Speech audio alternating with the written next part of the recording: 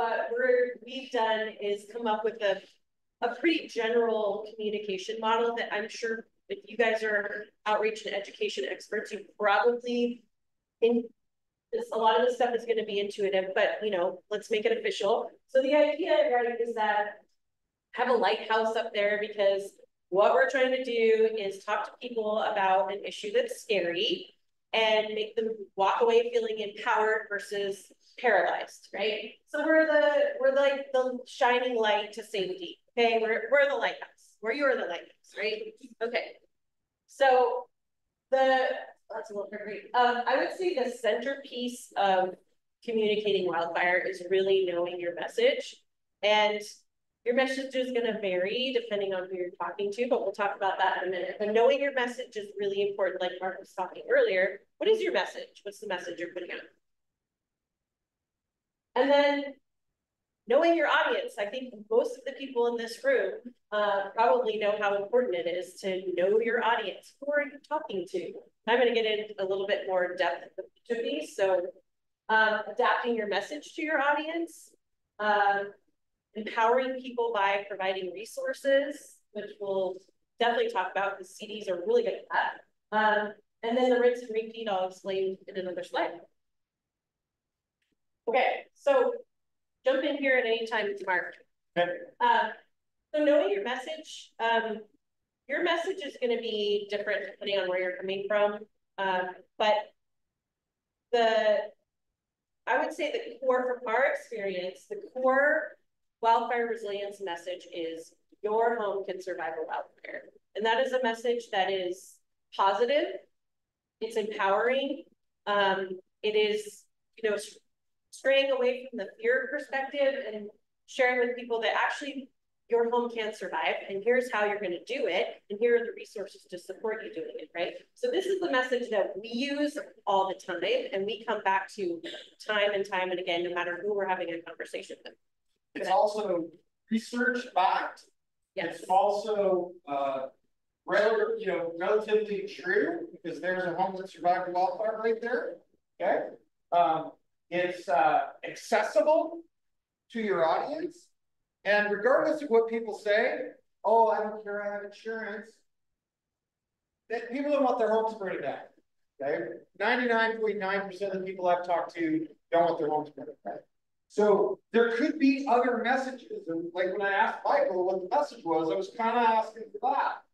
But he got swept up in the moment, right? Because it was a pretty big moment, right? I was trying to, we were having tech issues and you were like my guy. And like, you know, we both kind of got like this. There. And so I kind of, you know, maybe discombobulated him with the question, right? And so that's an important thing to do, right? Because what are the best discombobulators out there?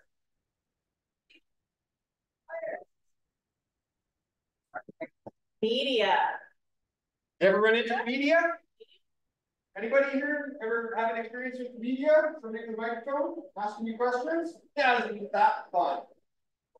Okay, we'll come to that. We'll come to that. Yeah. So anyway, this is an accessible message. It's a good place to start. Yes. And I mean, well, I'll go to the next slide first. So the knowing your audience and adapting your message, I'm in one slide, but I know from across, you know, you guys are here from all over the state, right? So you may be talking to, you know, somebody, a rural farmer, you know, in Grant County or West Side forest landowner, or you may be in the classroom talking to children about wildfire. So, and everything in between, right? So obviously knowing who your audience is, and then figuring out what's important to them. So I'll give you an example of where this comes into play. Obviously, different types of landowners are going to have different things that are important to them, right? And you're going to be able to get that wildfire message to them through different avenues, depending on what is important to them. So an example that I've experienced is, you know, I've worked prior to my DNR job, I was with the Whatcom Conservation District, and I was doing wildfire work in Bellingham and Whatcom County. And in Bellingham, our drinking water source is Lake Whatcom, and it's completely developed around. So we have major water quality issues that are at the forefront for people that live and reside around that lake, but it also happens to be one of our higher risk areas. So those landowners are interested in wildfire preparedness, but they're also balancing other priorities for water quality issues. So they're like, well, okay, we're concerned about wildfire because we know we're a little bit higher risk here, but we are also trying to keep phosphorus from running into the lake, and we're supposed to plant more plants and, you know, do all this stuff and not have hard surfaces. So when I'm talking to folks that live in that watershed, I know that my message around wildfire has to change a little bit, and the actions I'm promoting are going to take that stuff into account. So, okay, so you are, you know, discouraged to take out vegetation, but encouraged to put more vegetation, discouraged to be, you know, adding hard surfaces. So maybe the conversation is, okay, the vegetation that you do have or that you are putting in can be fire resistant vegetation. Let's go down that path and have that conversation. Or let's talk about how you can prune your trees and you don't have to remove them. So there's different avenues you can have these conversations around wildfire through, depending on who your audience is and depending on what their situation is. I don't know if you have another example you want to add to that or not, but you're good. Okay, so that's like one very personal example that I've experienced that's very clear, like, okay, these folks are balancing some priorities that don't always perfectly match, but I found a way to have conversations with them where they're going to do some of this work and it's still going to be okay living in that sensitive watershed. And the people that she's talking to, the people that she's talking to, the people that you're talking to, people that I'm talking to, not only do they have, you know, situational, let's say a relationship to the situation. And in Jenny's example, it was like Wachta, it was around the watershed, it was around the high risk and what have you. Okay, so there's those issues, but they also have all kinds of individual and personal stuff going on, right? So you all are here at the conference, but you have a life at home as well, right? What's happening with the pets or the kids or the partners and the what have you. So you're here, part of you, but part of you is actually still there. And that happens in this line of work as well. So you have to combat that. And again, that's why keep the message simple. Yeah. Oh, audience poll. Yeah. So I guess one thing I'll add is, you know, I didn't give specific examples of working in the classroom with kids. And so we'll, if there's somebody who wants to talk specifically about that, there's going to be an opportunity later to talk about that. But, you know, we've also got the messaging that happens on the east side of the Cascades versus messaging that happens on the west side of the Cascades, and trying to navigate that, which we can go into later as well. I just don't want you to think I'm skimming over everything. We're going to have a chance to talk more specifics later. So I just told you how important it is to know your audience, right? And I know some of you, but I don't know all of you. And I'd love to find out what this audience is all about. So I have a few questions I'm going to ask you. You can just raise your hand. Feel free to raise your hand more than once if it fits you. But I kind of want to get an idea of who's in this room. So my first question is, who works west of the Cascades? Raise your hand. I thought it was who does number 2 work for? That's later. That's later. Okay, keep your hands up for a second. He's distracting me. Okay, that's quite a few of you. Who works east of the Cascades? Okay, well, maybe it's about half and half. And then, does anybody work in that area where it's kind of neither down in the southern, western, eastern, southern, western portion of, okay, yes. You know what I'm getting at. Okay, got it. Okay, so it's about half and half in the room.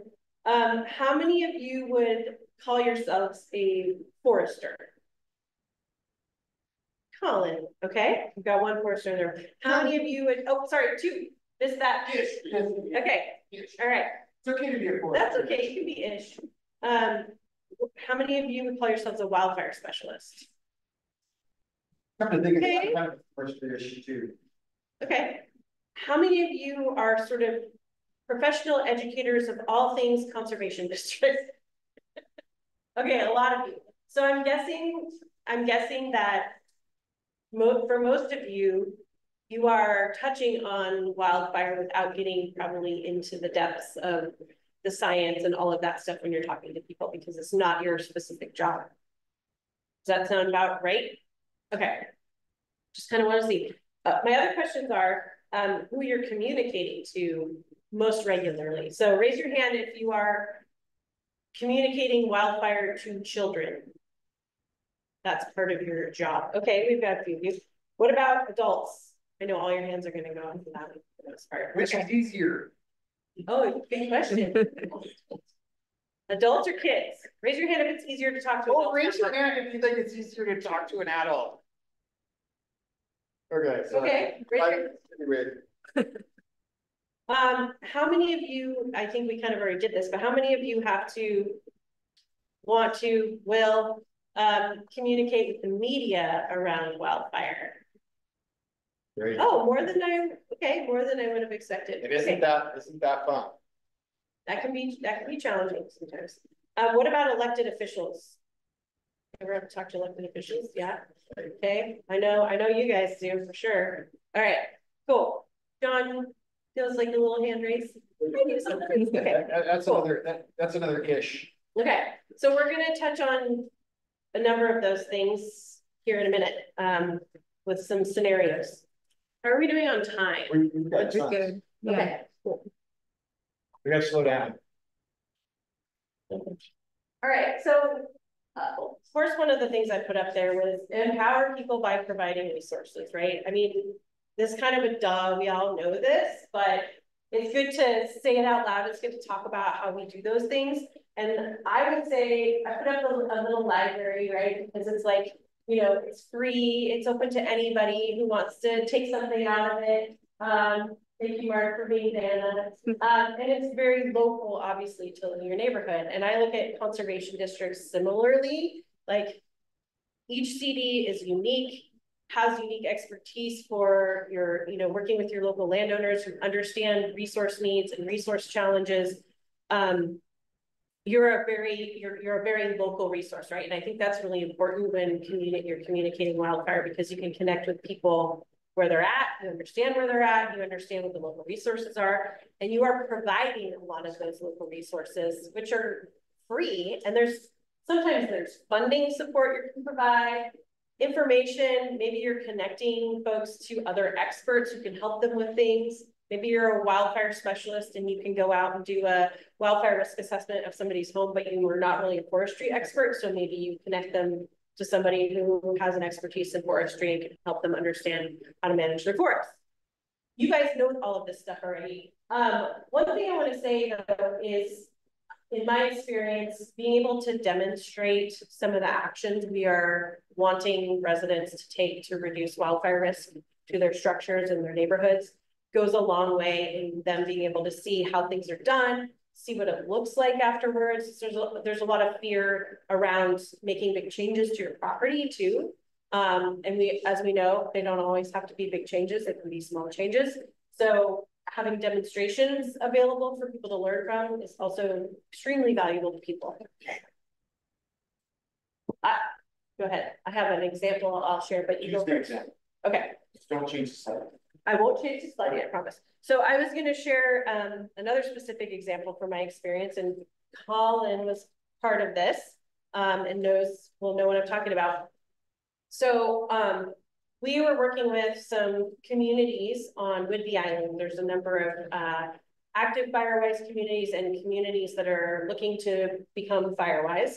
And in one of our communities that has been active in Firewise for a while, there's the I don't know if she's the HOA president, but she's the chair of the Firewise committee there. She's super enthusiastic about the Firewise program, and she loves to talk to other people about it. So we have connected with her to come to the communities that we're working with who are learning about Firewise to share her experience in the program, she's even invited these communities and people in the communities to come to her neighborhood, see projects they've done, give tours, like she's come over and have coffee at my house and I will tell you all the things. So being able to help make those connections for people learning about this stuff and, maybe apprehensive about, what a project is going to look like in their neighborhood can be also very valuable. Anybody heard the term community spark plug? Yes? Yes. Yes? Raise your hands. Yes. Community spark plug. I saw some no's. So the person that Jenny's talking about is a community spark plug.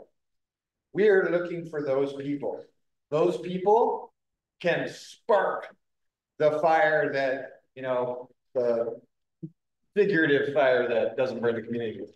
So I have an example. Let's Shelter Bay. Yeah. So when Jenny and I first started working together, many moons ago, I lived in a place called Shelter Bay. Anybody familiar with Western Washington, Shelter Bay? Okay. So this is easily 20 years ago. Well, actually closer to, 20 years. At that time, it was called Shelter Bay, home of the newlyweds or nearly deads. Right? I mean, true story. I didn't make it up. That's because it was a retirement community that was aging out and being replaced by younger people like myself. And the houses were inexpensive relatively for the time and relatively accessible. So anyway, long story short, we started working in there. Jenny you were at Skagit at that time. Jenny at Skagit, me with the DNR, and then I also lived in the community. So the community spark plug was my neighbor. Ask me how that felt. Sucked. Absolutely sucked to have the community spark plug as my neighbor. But that was the personal side of things. On the professional side of things, having the community spark plug literally right across from me was awesome. Because that person literally drove 90% of the participation within the community. And so what Jenny and I don't even think we planned this per se, but because I lived there and across the street from he ended up being, he and Barb, his wife, ended up being the sort of co-chairs of the Firewise committee and what have you.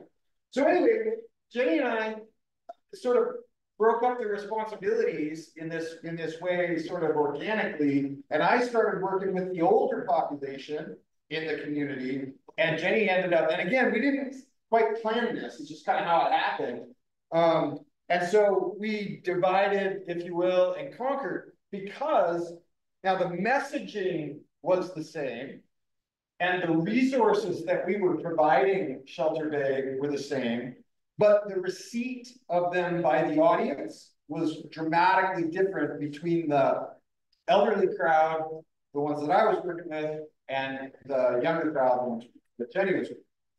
So keep that in mind. And again, we didn't really actually plan that out. It just happened, and it worked out really well.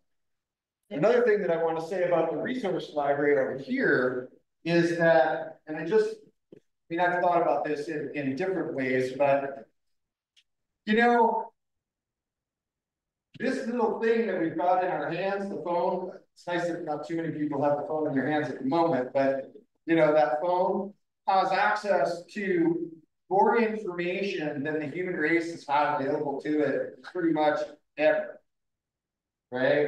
And so when we talk about resource library and how important that is, we have a tool that we can use that each one of your employers essentially has a website, right? Who does not have a website?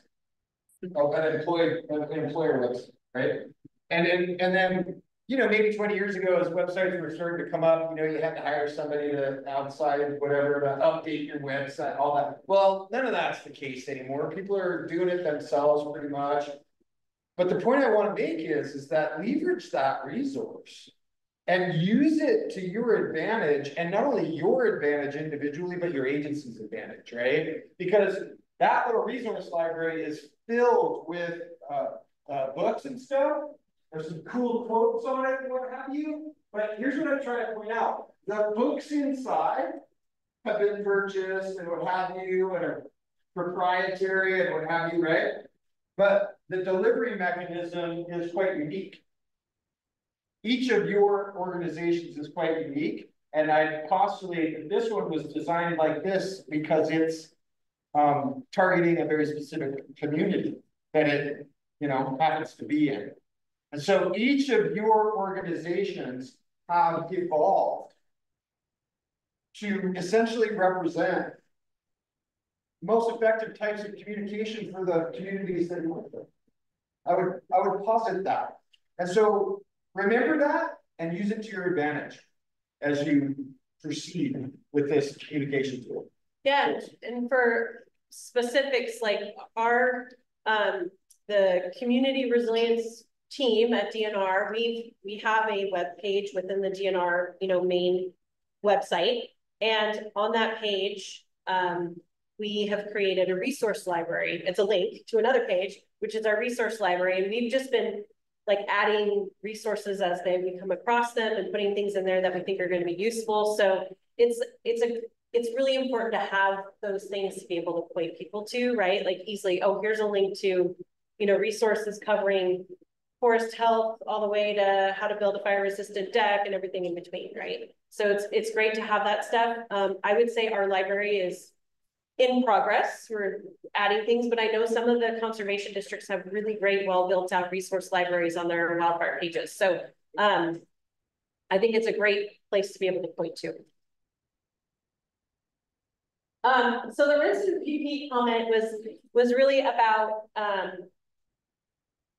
having a consistent message over time. And then also like evaluating your message. Is it landing? Is it working? Are people responding to it? Do you need to adapt it? Do you need to change it? It's that adaptive management idea, right? But around your wildfire messaging. And the consistency over time, that's like, are your partners sharing the same message? The more you can work with local partners or state agency partners or whatever it is, and make sure you're all delivering the same message in your area, that's going to be really more effective. And as an example of like consistent messaging leading to, I would maybe call it behavior change. I look at the west side of Washington, which is where I've done pretty much all of my work over the last 20 years.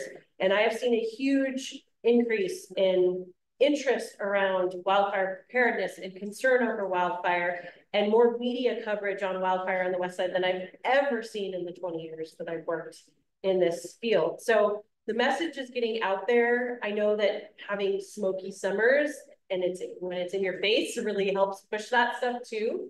The message is getting out around, hey, yeah, it's scary, but there's actually something you can do and it's gonna make a difference. So I've seen a progression there, and I feel like I'm seeing behavior change around that. I mean, it takes a while, but getting that message out consistently is really important. Yeah, it's interesting. So as I said, Michael and I did the talk down in Vancouver, and that was the first time we met. It was a great talk. We did good. I did good. We had fun. The commissioner hopped the mic. It was quite something. But what Michael didn't know about me was that I'd given that message hundreds of times. The identical, not talk per se, but almost the talk was identical to others. And so, but that was the first time we met, so you didn't know. But if we were to go do another one of those, or 20 of those, or 30 of those together, you just make a pretty tired of my talk, because it's the same. Little tiny variations, whatever, there was a lot of personal stuff in that, so I don't need to change that. But the point is that, remember this, you're not talking to people who are with you every day. You're talking to new people, or that's the hope, right? And so if you get bored of your own message, too bad. Too bad. Talk to yourself in the mirror every day and just be like, yeah, I'm gonna say the same thing again 150 times today. Get over it. So, I was talking to myself in the mirror. Because that is the key. And again, I mentioned politicians, right? Like good, effective communicators repeat themselves all the time. And we do have a media slide, right? We do. We do. Okay, so I'll leave that media piece until so just keep that in mind.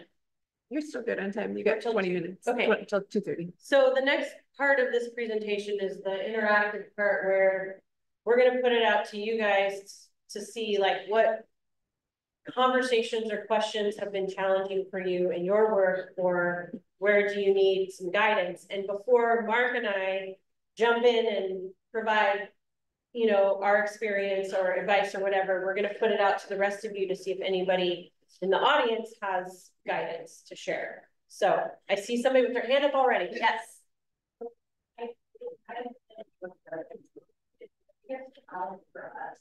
And I get that in a lot of the conventional firewalls with visitors, like as a living we don't really have works events, we don't have a lot of houses and stuff. It's just a friend. So it's like, how do you empower people in a place in our fight was not, you know, a lot of the conventional firewalls. Mark, do you want to repeat that question up here? Yeah, well, so I didn't hear all of it. So essentially, North County, right? Wheat fields, sagebrush, and cheatgrass. No timber, right? No traditional timber.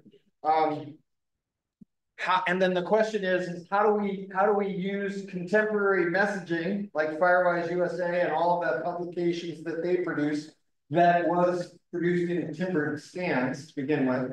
How do we leverage that to a new audience that doesn't see trees every day? And probably also I'm guessing not a lot of like neighborhood type setups. They're like spread out, right? Yeah, my nightmare in Yakima County too. Absolute nightmare, right? Because the resources that we have been using, Firewise USA, a primary one, you know, hey, find a HOA, give them the message, talk, repeat. Eventually they sign up and eventually they start to do their own thing. Well, that's out the window now when you don't even have the trees, right? But what did we start out with saying, right? We started out with saying, what is the key message? Your home can survive a wildfire. So in the context of your question, that's the answer.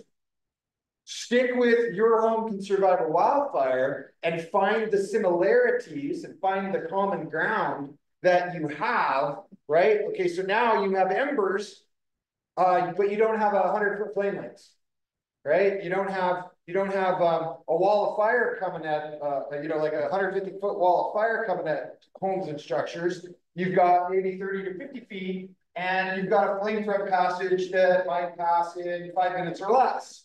Whereas like a timbered stand, you know, you might have 2 weeks of punking around in a community and what have you. So you start to take the similarities that you have in the communities and what have you, and you start to extract the messaging from the original message that fits and apply it to the new scenario.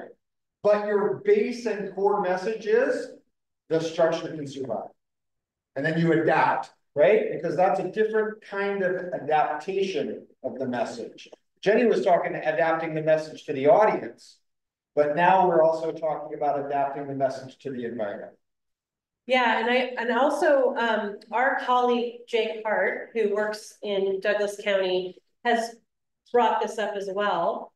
So we know it's a challenging conversation, maybe, or the existing resources aren't a perfect fit, but he's been focusing on the Ready, Set, Go program for that area, which is more about, okay, this is fast moving fire, there's not trees, so let's focus on like being ready to evacuate and, you know, having a plan. And so he's shifted the focus a little bit that direction and away from the Firewise program, right? Because it's not, some of the concepts like your home can survive a wildfire still very much apply, but, you know, the treating your tree spacing and, you know, vegetation removal and things like that, maybe not so much, right? So, yep. Yeah. That help?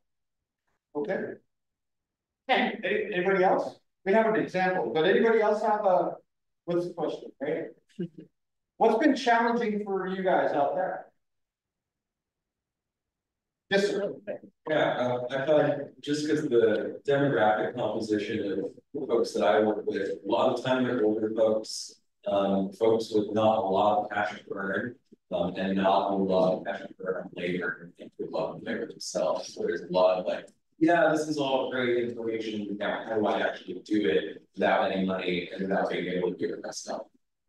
So I would like to see if anybody in this room has dealt with that. Yeah. And has some advice to share before.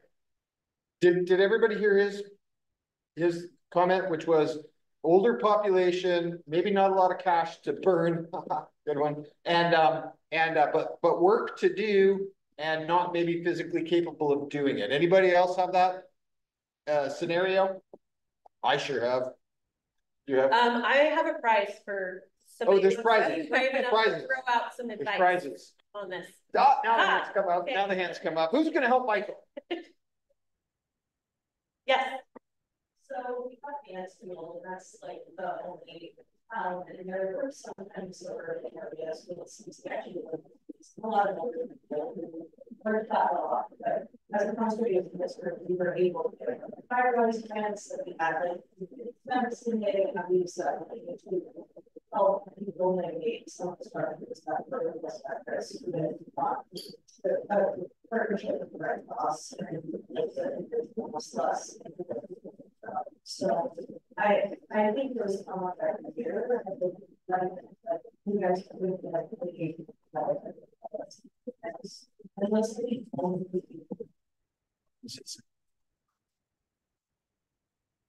That was awesome. did everybody hear that okay? That okay. I'm probably the only person who heard it as well. I heard bits and pieces, but let me make sure you guys hear it. I think what's really, interesting about the last several years, and at least since COVID,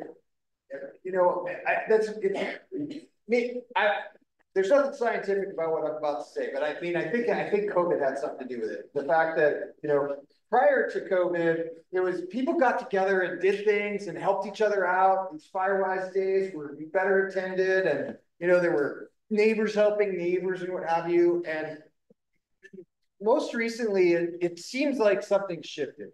And so what I'd like to say to all of you is you have an opportunity to bring back, this notion of civic engagement. Let's call it civic engagement, right? That's what I'm going to call it. But it's really this idea of like encouraging neighbors to actually help other neighbors, because guess what? And I've been there because I was an ops guy on a type 1 incident management team for 5 years.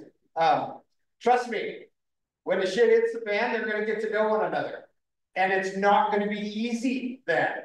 Far easier to do it ahead of time. And so that's another way you can describe it. You can say, oh, this old ops guy said this, blah, blah, blah, and blah, blah, blah, and blah, right? And just be like, why don't you guys get to know each other now? We have another comment. Yes. Sorry. We could literally on some other people trying to reach out to them. There was already a very highly organized network. That's awesome.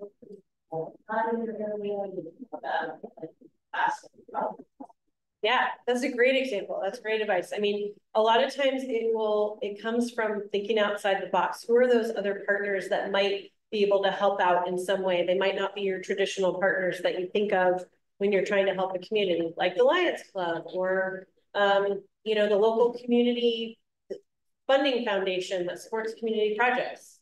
I want to make sure I cover this next one. We've seen this quote before, fire bad, tree pretty, right? What I want to address is, have any of you run into the issue where, like, maybe you're working with kids and you're trying not to be scary, or you're working with an adult population who has like a very high level of fear. Maybe they've, I'll create a scenario for you. Western Washington, let's say we're in Mount Vernon in Skagit County, and there's a community that has a number of folks living in it that have moved from California and experienced wildfires before and are terrified because they had that experience and they bring it with them. And so they have since identified that their neighborhood is high risk, and the message to their neighbors is we're all going to die, and we're going to burn up in a fire and it's terrible, and you have to do this, you have to do this, you have to do this. and it's all fire bad, right? Fire is bad. Or it's, I mean, there's probably a number of different scenarios where you may be in a conversation where it's like doomsday and all fire is bad. And I think one of the things that we can do as educators is reroute that conversation a little bit, because besides that your home can survive a wildfire, we're also using the terms living with fire, which I'm sure you've heard before, because we're not always, the idea isn't that we have to exclude fire from the landscape completely. And a lot of people think that's what we need to do. It's more of a, let's look at fire as part of our ecology. How do we live with it? So we can have that conversation, which requires a little bit of science maybe to have that conversation. But, you know, mentioning that fire is used as a tool to help, you know, prescribe fire, to help, you know, reduce the possibility of catastrophic fires. So we can actually have fire on the landscape doing its job. Here's what, you know, fire does. It helps, you know, it helps regrowth, that helps, you know, all kinds of things, right? Of course, I'm blanking on everything right now. It's used in culturally, it is a tool. So redirecting the idea of fire as this like horrible, terrible thing that we have to get rid of, and having the conversation around what are the benefits of fire? You know, because I think we're working that direction, but I think there needs to be more of those conversations happening, so we can get away from this fire bad, tree pretty. We have to, you know, we can't, fire is nothing but bad. Most people don't even say tree pretty. No, most people don't they just basically say fire bad. And let me just segue off of what you said. Yeah. Like my observation is that, you know, 20 years ago it wasn't so much fire bad. And in fact, I think the messaging over the last 2 decades in this workspace has attempted to not communicate that fire is bad, but that's what got communicated. Or let's say that's what the public received. And certainly, let's go to the media. That's what the media wants to lean into. Has anybody seen positive coverage from the media on wildfire disasters? Really, probably not. Not unless it's a recovery thing or whatever. They need the headlines. They want the headlines. They're going to use the headlines to their advantage. And so that's why, media. Yep. So that's why you have to go into a media experience knowing what your message is and repeating it over and over again. That's why we did play the Buffy quote 3 times, right? That's why we played that video in time, because the media is going to try 6 ways to Sunday to get you to say something different. They're going to try and ask you questions about how bad it is or how bad it's going to be or this, that, or the other thing. Their job is to get the answers they want. Like they want to get a message out there that sells the paper or the news or at 6 o'clock or whatever. They want the highlights. They want the horrible shots. They want the flames eating the houses, whatever. That's truly what they want. You've got to resist that and consistently say the same thing. No, homes can survive wildfires. The science proves that. It doesn't prove it. It suggests that. Well, you know, 684 houses were lost in the 1,000-acre blah blah blah blah. What do you think? Yeah, but okay, then you know, and then there's your message, right? Or somebody says, anybody seen the front page shot of the White House? Usually they're white. Sometimes they have a picket fence that's got nothing but black all around it, and concrete foundations everywhere, but there's this miracle house, and that's the headline: Miracle House survives. In fact, if I just said Lahaina right now, what do you see? What do you see? Everybody sees that house on the beach. And then and what did the media say? It was a miracle. No, it wasn't a miracle. And that's what you've got to tell people. No, that house didn't survive because it was a miracle. The hand of God came down and spared that house. It survived because it didn't ignite. If it didn't ignite, how can it burn? Say that right to a media person. If it doesn't ignite, how can it burn? Pull out a lighter, pull out a piece of paper, and say, look, if this flame never touches this house, this paper never burns. And you tell that to the media. We did that night, right? We did. We pushed it a little bit. Yeah, but the commissioner kept grabbing the mic. So anyway, we're good about the media. Everybody get my point about the media? Everybody's got a thumbs up. I'm multitasking. So to your point about consistent messaging, do you ever run into conflicts between your primary message and campaigns like the Ready Set Go one? Between, you know, your primary message being that all houses are going to stand wildfire, and then I didn't say all. okay, homes stand wildfire, to survive wildfire. They're prepared. Right, and that's also like be ready to go out basically, and if you do run into conflict there, how to manage that. Well, I see what you're getting at. You're saying that those are two very distinct messages, actually. One is your home can survive a wildfire. We obviously have to prepare it. It has to meet some criteria, what have you, right? But the other message is you can't. Right? You're not made of wood. You are flammable. In fact, you're worse than flammable. You're burnable. You've got soft skin, flammable clothes. You gotta get the hell out. Your house will survive, but you can't. So those aren't actually conflicting messages. Those are two separate messages. And my suggestion, Jenny, you can sure too. My suggestion is that you actually separate, right? Completely separate it. And if someone is trying to conflate them, you separate them for them. Nope, that's two different things. That's a house and that's life saving. And yeah, we want people to evacuate. We want safe and effective evacuation routes and all that kind of stuff. Because we're not to a place where we can stay yet. Well, I was gonna add to that. I mean, I know like Australia is an example of where they will do shelter in place because we're promoting the idea, if you do the right thing, your home can survive. So why can't you just stay in it during a wildfire, right? But we don't have the systems and the messaging in place. We have not accepted that message as something, as a state or a country, that as how we operate yet. So it is, I see why there can be some conflict there, but it's like the message that I typically tell people is like, look, we're gonna prepare for the worst case scenario. A, you're evacuated because it's the safest thing to do for how our systems work right now. And B, there's nobody there to defend your home because the resources are elsewhere or there's not enough resources. So let's just plan for that worst case scenario and be prepared both for our property to survive and us to survive. Two separate things. So, It's about 5 minutes. 5 minutes, okay. So this, yeah, we're just gonna do this. It's the down arrow. Oh, yeah. Oh, you messed it up by hitting the plate. Oh, Mark, should have been done. Yeah, you pulled it up on here. So. It is the fact you didn't tell him not to touch it.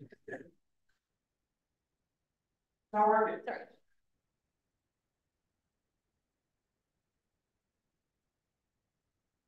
Anyway. Yes. Yeah.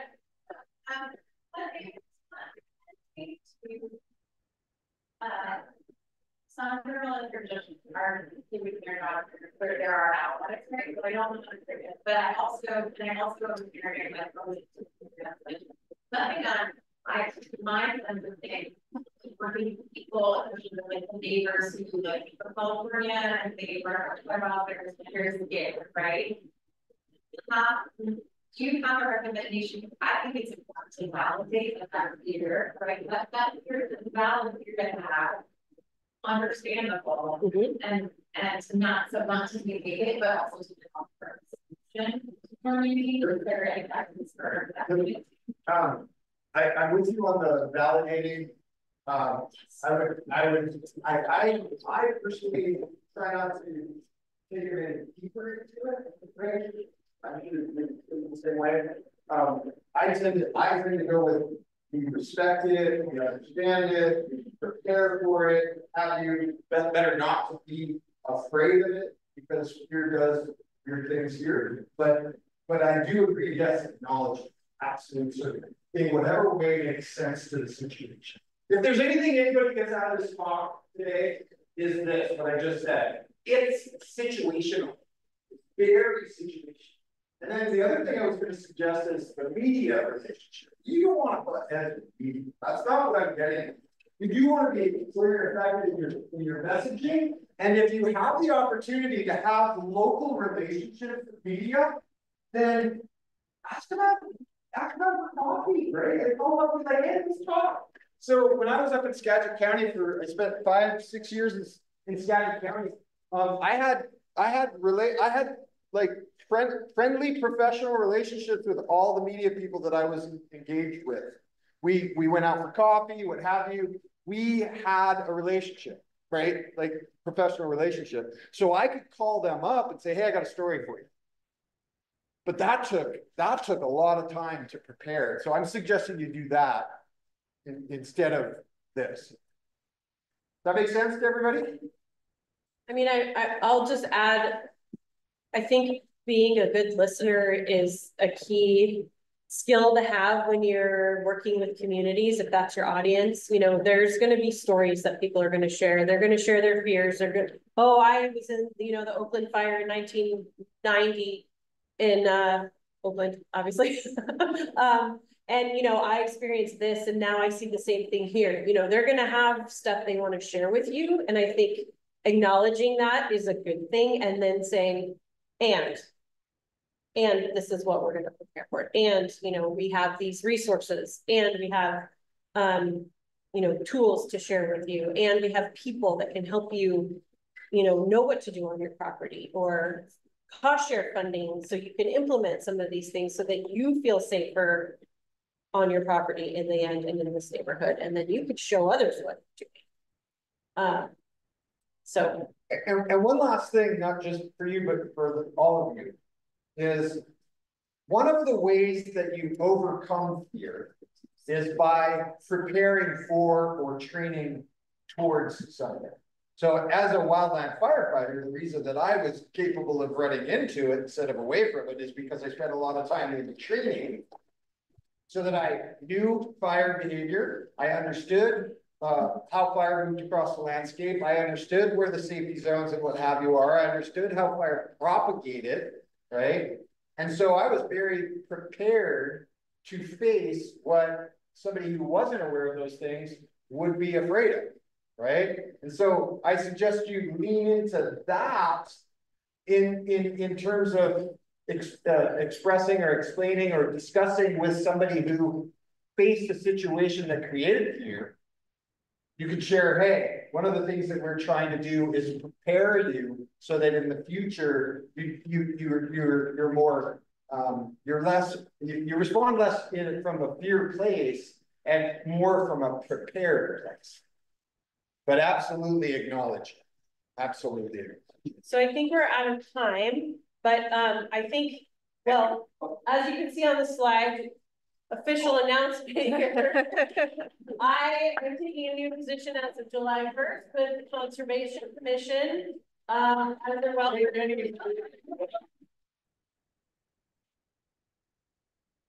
Seeing all of you soon, or many of you soon.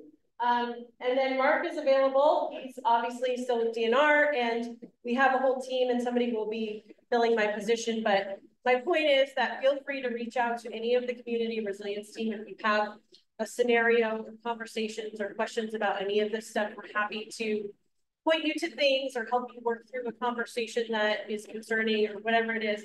Also have a lot of experts at the CDs that have been doing this work for a while.